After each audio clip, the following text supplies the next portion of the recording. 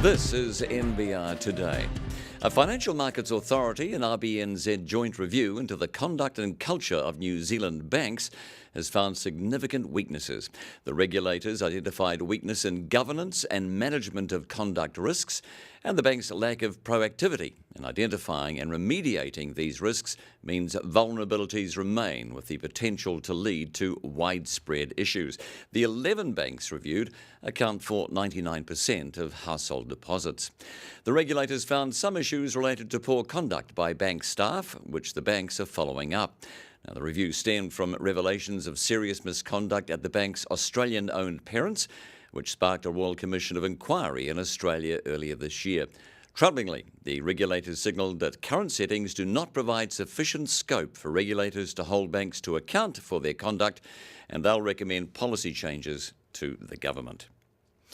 Meanwhile, Westpac New Zealand is the latest bank to report a big profit, a statutory net profit of $936 million for the 6 months ended September 30, which is up 3% on last year due to strong deposit and lending growth.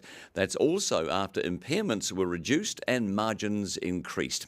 Here's what Westpac New Zealand Chief Executive David McLean had to say. Look, impairments were down, and they were also down last year. So, in fact, they were slightly higher this year. We had less write-backs this year than we did last year. So this year, in comparative sense, doesn't look quite as good from an impairment point of view. But we did do quite a bit of work to improve our margin. Our net interest margin is still lower than most of our competitors, which I think shows that our customers are getting good value.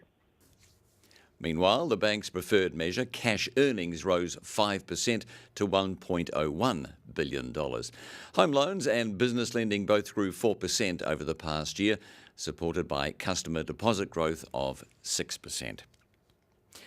Zespri says it should get $30 million in damages as it alleges a New Zealand-based kiwi fruit grower sent plant material to China in breach of Zespri's intellectual property rights. The kiwi fruit marketer says that in 2012, the grower signed a deal with Xu Changqing, who operates 4 orchards in China.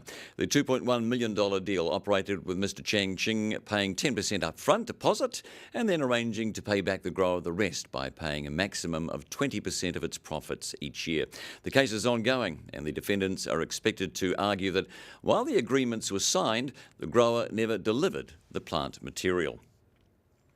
Angel groups in New Zealand are approached by hundreds of companies a year and turned down most outright, only a handful reaching pitch stage, and only half of those get funding.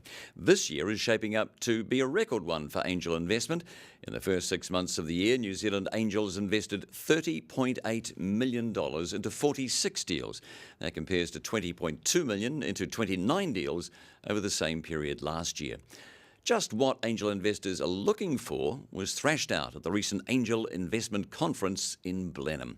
NBR's Calendar Stewart Menteith reports that along with the basics required in any pitch, such as sales, revenue per customer, gross margin, market specifics, angels are looking for entrepreneurs with enough skill and passion to carry their startup through the tough times. US investor Randy Commissar says a red flag is if the pitch is done by an MBA type who has a well thought out business plan but is primarily motivated by the bottom line and has no soul. Kiwi drone tech company Dotterel has released a noise mapping product developed in a joint venture with Australian noise mapping expert Resonate Consultants. Dotterel has developed lightweight propeller shrouds and low noise propellers that reduce noise on drones and provide clean audio recordings.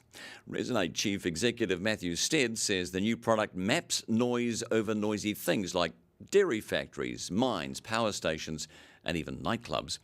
Dotterel also announced completion of a just over $1 million fundraising led by Sydney-based venture capitalist and tech startup specialist Jalix Ventures, which will get a seat on the board.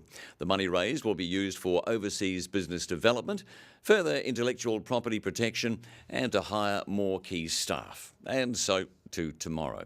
NBR reveals the lobbyists that have swipe card access to Parliament and what the Greens want to do with them. I spoke to Green co-leader Marama Davidson. I think that all of our lobbyists, and again, we'd like to see a framework introduced for a code of conduct, how we engage with lobbyists, and that's probably when we decide perhaps what is the cut-off point, some sort of criteria for who should make it on the register. So for more on that and other stories, just head to our website. Enjoy your evening. To unlock your 2 free articles a week, head to nbr.co.nz.